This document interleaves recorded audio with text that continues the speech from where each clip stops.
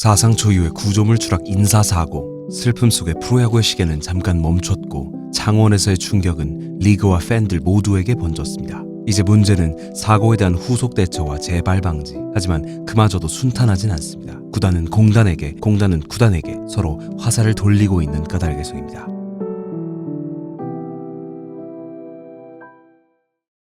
그날의 사고는 경기 시작 20여 분 만에 일어났습니다. 하지만 경기는 아무 일도 없다는 듯 강행됐죠. 같은 날 경기장 안에 있던 관중들은 심지어 사고가 일어났는지도 모르는 경우가 태반이었습니다. 어떠한 안전조치나 사실고지조차 없었죠. 사고 발생 지점은 경기 내내 관중들이 많이 드나드는 1층 매점 인근. 생각보다 훨씬 많은 인원이 생각보다 훨씬 오랫동안 위험에 노출됐던 셈입니다. 논란이 확산되며 구단 측 대표이사가 공식 사과 자리에 나오기 전까지는 사고 사실에 대한 충분한 고지조차 없었습니다. 하필이면 주말에 사고가 일어난 탓에 경기장을 즉시 점검해줄 외부 업체를 구하기조차 쉽지 않았음에도 KBO는 다음날 무관중 경기 진행이란 카드를 빼들었습니다. 결정이 내려진 시점엔 피해자는 병원에서 크게 다친 머리를 치료받고 있었고 끝내 사망 판정을 받았습니다. 그제서야 KBO는 추가 긴급회의를 소집해 다음날 경기를 취소하고 3일까지는 애도 기간으로 두겠다 밝혔습니다. 뒤늦게 본격적으로 시작된 전구장 안전점검, 그리고 창원 NC파크 사고의 원인 규명. 구단은 피해자와 유족을 돌보는 것이 우선이라면서도 안전점검은 창원시설공단의 책임이라고 밝혔습니다. 현행 제도상 프로야구가 열리는 야구장은 모두 지자체 소유고 각 팀은 그걸 임대하는 형태로 운영되기 때문이라는 논리입니다. 창원시설공단은 정반대의 입장입니다.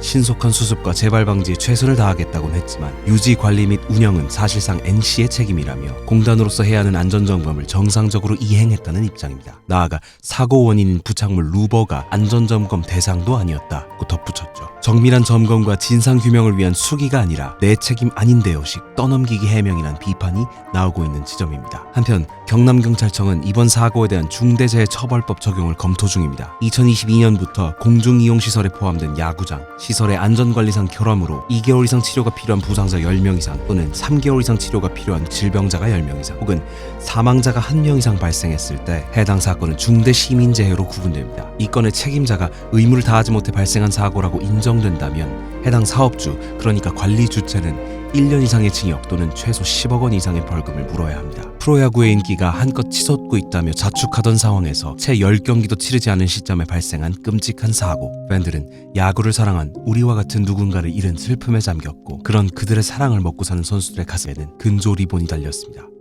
사고 원인을 철저히 규명해 누구의 잘못이었는지 밝히는 것, 진심원인 사과를 바탕으로 다시는 같은 일이 되풀이되지 않도록 하는 것, 어쩌면 그것부터가 피해자에 대한 진정성 있는 애도의 시작일지도 모르겠습니다. 선수만큼이나 팬들에게도 소중한 그라운드, 그리고 경기장. 이 공간을 둘러싼 이들이 안전에 대한 걱정 없이 스포츠를 사랑할 수 있기를. 부푼 기대감과 설렘을 안고 야구장을 찾았을 사고 피해자와 유가족분들께 다시 한번 깊은 애도를 표합니다.